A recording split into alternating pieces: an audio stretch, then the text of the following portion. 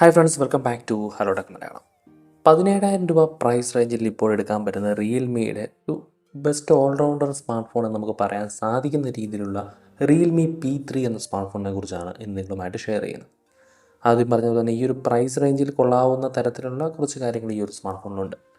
ആദ്യം സ്മാർട്ട് ഫോണിൻ്റെ ഡിസൈൻ ഭാഗങ്ങൾ നോക്കി കഴിഞ്ഞാൽ IP69 കൂടി വരുന്ന വാട്ടർ റെസിസ്റ്റൻറ്റും കാര്യങ്ങളൊക്കെ ഉൾക്കൊള്ളിച്ചുകൊണ്ട് 194 ഗ്രാം വെയിറ്റോട് കൂടിയാണ് നമുക്ക് ഈ ഒരു സ്മാർട്ട് ഫോൺ കിട്ടുക. പൊതുവെ നിലവിലുള്ള ഒരു ട്രെൻഡിങ് ബോക്സി ഡിസൈനും കാര്യങ്ങളൊക്കെ തന്നെ നമുക്കിവിടെ ഈ ഒരു സ്മാർട്ട് ഫോണിലും കാണാം.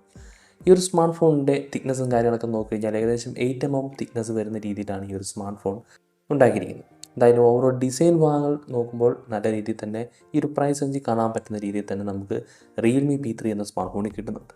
ഡിസ്പ്ലേ ഭാഗത്തേക്ക് വന്നു കഴിഞ്ഞാൽ 6.67 ഇഞ്ചോട് കൂടി വരുന്ന ഒരു AMOLED ഡിസ്പ്ലേ ആണ് നൽകിയിട്ടുള്ളത്. 120 ഹെഡ്സ് റീഫ്രഷ് റേറ്റും കാര്യങ്ങളൊക്കെ വരുന്നുണ്ട്. ഒപ്പം 2000 നിറ്റ്സിൻ്റെ പീക്ക് ബ്രൈറ്റ്നസ്സും കാര്യങ്ങളൊക്കെ ഈ ഒരു ഡിസ്പ്ലേ ഭാഗത്ത് നൽകിയിട്ടുണ്ട്. ഒരു AMOLED ഡിസ്പ്ലേ ആയതുകൊണ്ട് തന്നെ ഈ ഒരു പ്രൈസ് റേഞ്ചിൽ അവർ ഡിസ്പ്ലേ ഫിംഗർ പ്രിന്റ് സംവിധാനം കൂടെ നൽകിയിരിക്കുന്നു.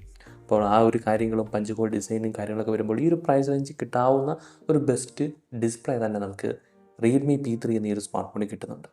പെർഫോമൻസ് ഘടകത്തിലേക്ക് വന്നു കഴിഞ്ഞാൽ ക്വാൽകം സ്നാപ്ഡ്രാഗൺ 6 Gen 4 എന്ന ഈ ഒരു പ്രൈസ് റേഞ്ചിൽ കിട്ടാവുന്ന ഒരു ബെസ്റ്റ് പ്രോസസ്സർ തന്നെ P3യിൽ നമുക്ക് കിട്ടും. ആൻഡ്രോയിഡ് 15 ഓപ്പറേറ്റിംഗ് സിസ്റ്റത്തോടുകൂടി നമുക്ക് റിയൽമി UI 6 ആണ് ഈ ഒരു സ്മാർട്ട് ഫോണിൽ കിട്ടുക. ഈ ഒരു സ്മാർട്ട് ഫോണിൽ എയറോസ്പേസ് കൂളിംഗ് സിസ്റ്റവും കാര്യങ്ങളൊക്കെ നൽകുന്നു. ഗെയിം കളിക്കുമ്പോൾ നല്ല രീതിയിൽ ഹീറ്റും കാര്യങ്ങളൊക്കെ മാനേജ് ചെയ്യാൻ പറ്റുന്ന രീതിയിലുള്ള ഒരു പെർഫോമൻസ് ഘടകം തീർച്ചയായിട്ടും നമുക്ക് ഈ ഒരു സ്മാർട്ട് ഫോണിൽ കിട്ടുന്നു. ഒപ്പം കൂളിംഗ് ഘടകങ്ങൾ കൂടി വരുമ്പോൾ അത് വളരെ മികച്ച രീതിയിൽ റിയൽമി അത് കൈകാര്യം ചെയ്യുന്നുണ്ട്. 6GB RAM 8GB RAM വേരിയൻറ്റുകൾ നമുക്ക് 128GB സ്റ്റോറേജിലും ഒപ്പം തന്നെ 8GB RAM 256GB സ്റ്റോറേജിലും 3 വേരിയൻറ്റിൽ നമുക്ക് സ്മാർട്ട് ഫോൺ അവൈലബിൾ ആണ്.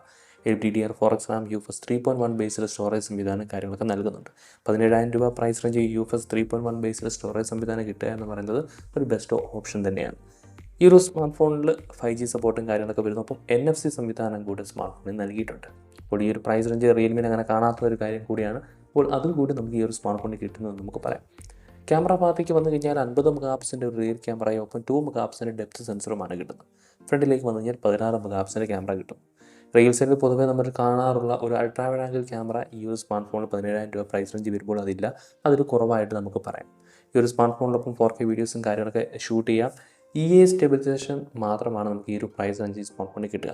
OIS പോലുള്ള സ്റ്റെബിലൈസേഷൻ സംവിധാനങ്ങൾ ഈ ഒരു പ്രൈസ് റേഞ്ചിൽ കിട്ടുന്നില്ല. ചില സ്മാർട്ട് ഫോണിലൊക്കെ അത് കിട്ടുന്നത് കൊണ്ടാണ് ആ ഒരു കാര്യം പറയുന്നത്. അപ്പോൾ ക്യാമറ അത്ര ബെറ്റർ ആയിട്ട് നൽകിയിട്ടില്ല എങ്കിലും ഒരു ആവറേജ് സെറ്റപ്പിൽ മാത്രമാണ് P3യിൽ ക്യാമറ കാര്യങ്ങൾക്ക് നൽകിയിരിക്കുന്നത്.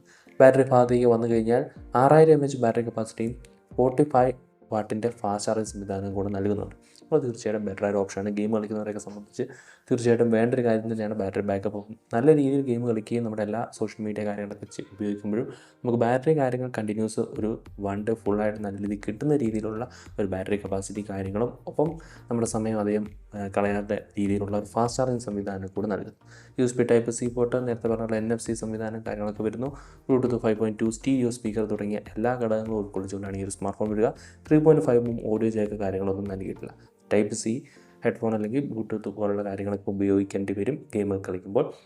തീർച്ചയായിട്ടും ഈ ഒരു പ്രൈസ് റേഞ്ചിൽ 17,000 രൂപ പ്രൈസ് റേഞ്ചിൽ ഈ ഒരു സ്മാർട്ട് ഫോണിൻ്റെ സ്പെക്ക് നല്ല രീതിയിൽ തന്നെ നൽകിയിട്ടുണ്ടെന്നാണ് എൻ്റെ ഒരു അഭിപ്രായം. മറ്റ് പ്രൈസും കാര്യങ്ങളൊക്കെ നോക്കിക്കഴിഞ്ഞാൽ 8GB RAM 128GB സ്റ്റോറേജിന് 17,999 രൂപയും 8GB RAM 256GB സ്റ്റോറേജിന് 19,999 രൂപയാണ് പ്രൈസ് വരുന്നത്. അപ്പോൾ അത്രയും പ്രൈസ് റേഞ്ചിലേക്കൊന്നും പോകുന്നില്ലെങ്കിലും ബേസ് മോഡൽ എടുക്കുമ്പോൾ തീർച്ചയായിട്ടും ഒരു വെർത്തായ ഒരു സ്മാർട്ട് ഫോണായിട്ട് തന്നെയാണ് എനിക്ക് തോന്നിയിട്ടുള്ളത്. എന്താണ് നിങ്ങളുടെ അഭിപ്രായം? തീർച്ചയായിട്ടും കമൻറ്റ് ചെയ്യുക. അപ്പോൾ മറ്റൊരു പുതിയ വീഡിയോ പുതിയ സ്മാർട്ട് ഫോൺ വിശേഷങ്ങളുമായി വീണ്ടും കണ്ടുമുട്ടാം. ബൈ.